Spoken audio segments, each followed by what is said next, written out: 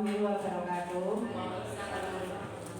Selamat siang Pak Arifin, pada beliau selaku mentor angkatan 39 sampai 45 yang saya hormati, pada teman-temanku seperjuangan dari angkatan 39 sampai dengan 45 yang hari ini kita mencapai puncak MOOC, yaitu menyeminarkan hasil orientasi pengenalan nilai dan etika pada instansi pemerintah bagi P3K Kabupaten Semarang tahun 2023. Sebelum saya lanjutkan, mungkin karena ini sudah siang, saya minta tolong kita sedikit ice breaking dulu, boleh berdiri dulu semuanya.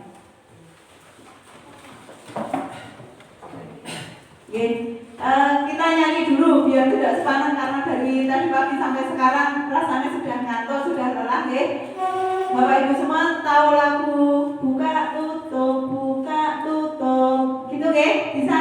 Coba nanti kita sama-sama. Yuk, 1, 2, 3. Buka tutup bertepuk tangan. Buka tutup bertepuk tangan. Digulung-gulung sambil tertawa. Digulung-gulung sambil menangis. Sambil tertawa. Teriak hore. Terima kasih. Ternyata masih semangat, Lanjut, langsung saja saya paparkan hasil orientasi saya selama kurang lebih 2 minggu, yaitu saya mengambil judul analisa tentang kesulitan membaca, disleksia serta upaya mengatasinya pada siswa kelas 3 SDN Negeri Boto 2. Lanjut, Pak. Nah, ini biodata diri. Saya mengusung judul isu tersebut. Lanjut. Lanjut, Pak. Oke.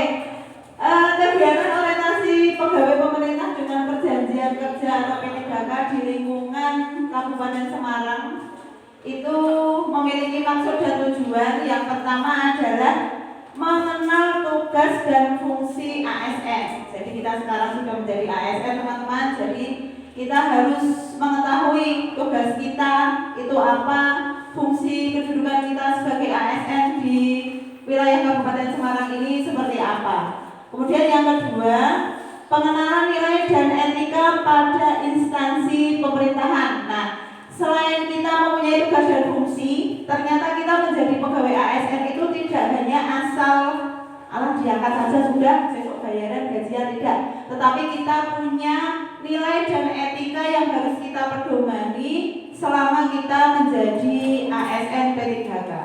Kemudian yang selanjutnya, melaksanakan tugas sebagai guru yang profesional. Nah, ini yang paling penting.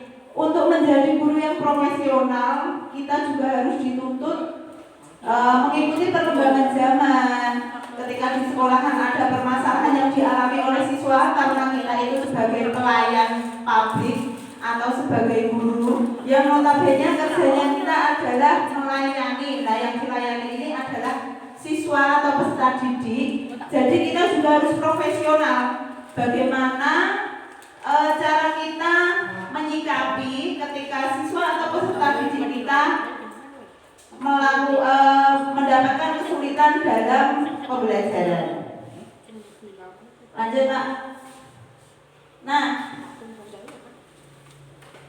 terus sesuai dengan judul yang saya angkat tadi, yaitu penerapan analisa tentang kesulitan membaca, disleksia serta upaya mengatasinya pada siswa kelas 3 SDN Boto 2. Nah, apakah disleksia itu? Barangkali mungkin Bapak Ibu baru mendengar, aku baru tahu disleksia itu apa. Nah, di sini akan sedikit saya paparkan apakah disleksia itu sendiri. Disleksia itu berasal dari kata Yunani yaitu dis, yang artinya berarti kesulitan, dan leksia yang berarti kata-kata. Nah, dengan kata lain, disleksia berarti kesulitan dalam mengolah kata-kata. Pasti Bapak Ibu guru semuanya, kita semua itu di sekolahan mengalami yang namanya kesulitan mengajarkan anak, apalagi dari fase masuk kelas sekolah SD yang tadinya dari TK, yang kegiatan setiap harinya bermain, bernyanyi, hanya berangkat jam 7, jam 9 pulang.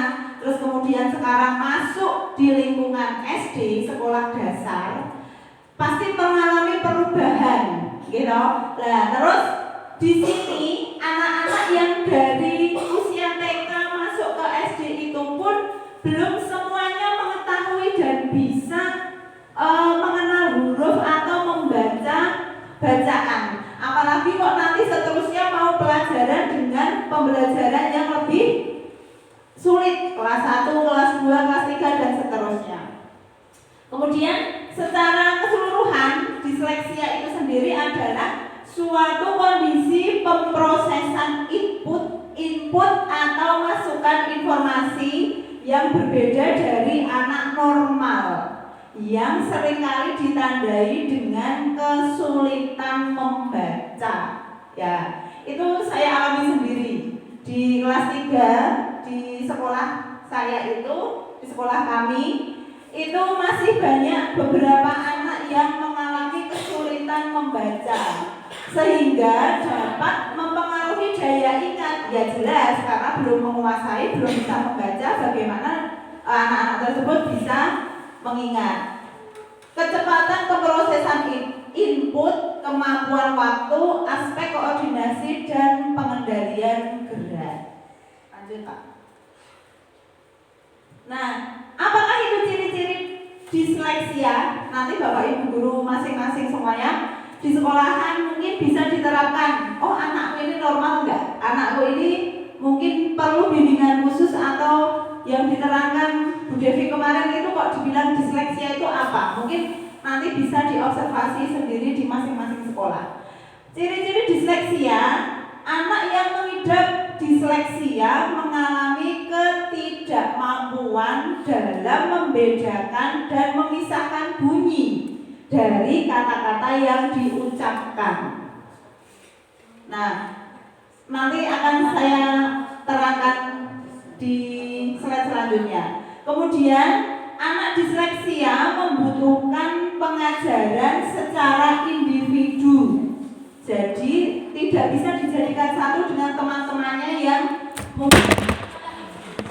mungkin normal, bisa berkembang, bisa kita asah menggunakan kegiatan multisensor. Pengobatan yang terbaik adalah interupsi langsung yang menggabungkan pendekatan multisensor. Lanjut next Pak. Nah, di sini coba next lagi.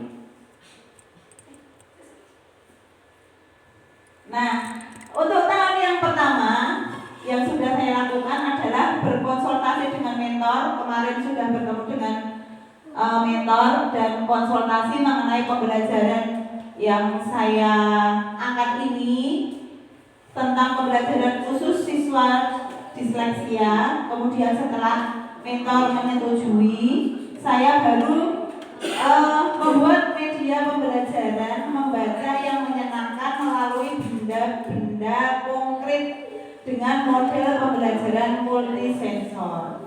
Kemudian terciptanya terciptanya model pembelajaran multisensor khusus siswa disleksia di SD Negeri Bogor 2 Kecamatan Gajah. Terus kegiatannya, outputnya kegiatan selaras dengan dan sejalan dengan visi pemerintahan Provinsi Jawa Tengah, yaitu menuju Jawa Tengah sejahtera,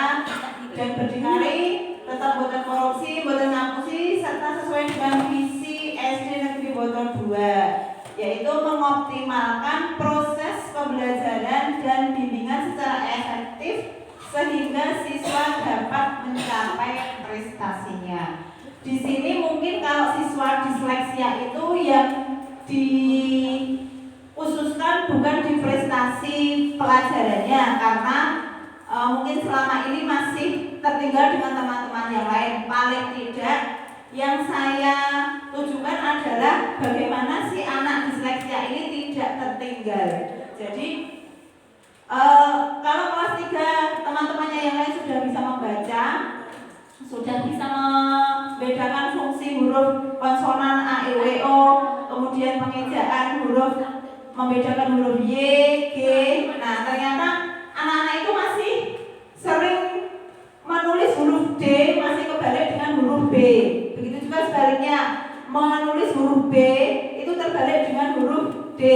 Terus misalnya lagi untuk contoh penulisan kata yang akhirannya itu menggunakan huruf yang bukan huruf vokal.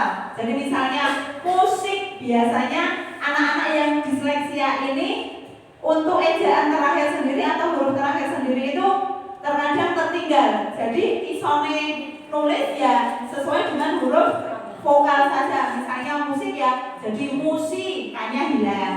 Terus misalnya ikan, itu sebenarnya ikan, jadi nanti nulisnya kian. Nah, seperti itu masih sering sekali mungkin kita jumpai Bapak Ibu. Jadi untuk yang saya angkat ini adalah bukan secara keseluruhan anak-anak di kelas 3, tetapi hanya saya khususkan untuk siswa yang mengalami disleksia. Lanjut.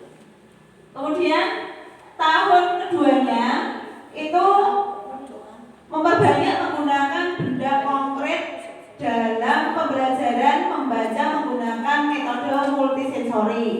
Terus peserta didik semakin tertarik dan menyukai metode pembelajaran membaca.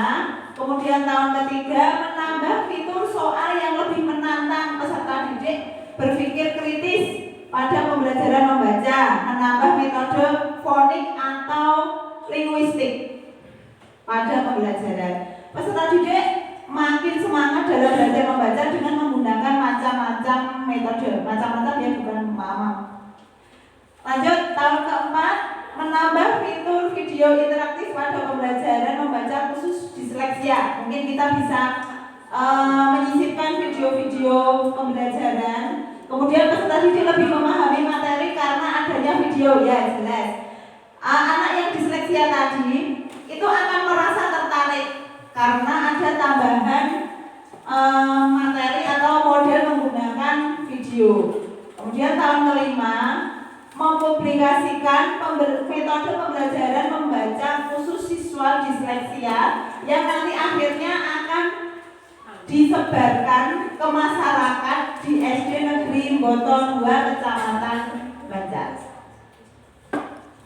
Nah, ini kemarin sudah sempat saya praktekkan Bapak Ibu di sekolah.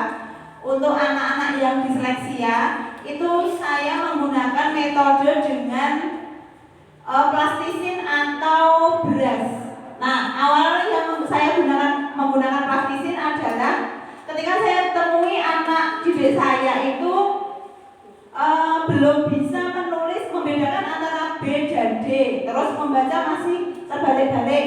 Nah, ini kalau menggunakan plastisin seperti ini, jadi kami membuat bentuknya dulu bersama-sama dengan bimbingan, membuat huruf, jadi mengetahui huruf seperti ini. Nah, seperti itu. Tetapi yang sudah saya lakukan menggunakan media plastisin ini kok waktunya menurut saya agak kelamaan, karena karena model sensori kan harus ada kegiatan kinestetik juga gerak. Tapi untuk mengetahui huruf dari A sampai Z itu menurut saya kesuwen, kelamaan. Terus saya akhirnya menggunakan beras. Coba Pak. Nah, lagi Pak. Nah, untuk yang menggunakan beras itu saya merasa rodok gampang. Maksudnya rodok gampang karena medianya diam. Kita yang mengarahkan siswa untuk menggerakkan menggerakkan tangannya. Lanjut. Nah, mungkin presentasi dari saya sekian dan terima kasih. Jika ada pertanyaan dari Bapak Ibu, monggo dipersilakan.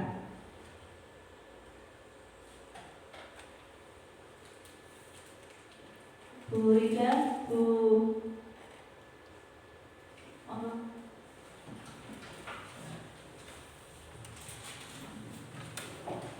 Terima kasih. Saya akan menanyakan tentang tadi kan dijelaskan tentang adanya untuk mengatasi anak yang disleksia kan dengan pendekatan multisensorik. Nah, saya ingin tanya bagaimana pendekatan tersebut?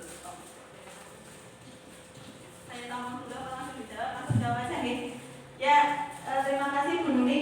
Saya akan mencoba menjawab tadi yang ditanyakan adalah apakah metode multisensori itu ya. Metode multisensori itu merupakan salah satu program remedial membaca untuk peserta didik disleksia. Itu kita menggunakan terapi khusus, jadi mungkin dia setelah pulang sekolah kita sendirikan, dengan catatan kita juga sudah bekerja sama dengan orang tua. Kita awalnya tadi sudah menceritakan keadaan anaknya di kelas bagaimana.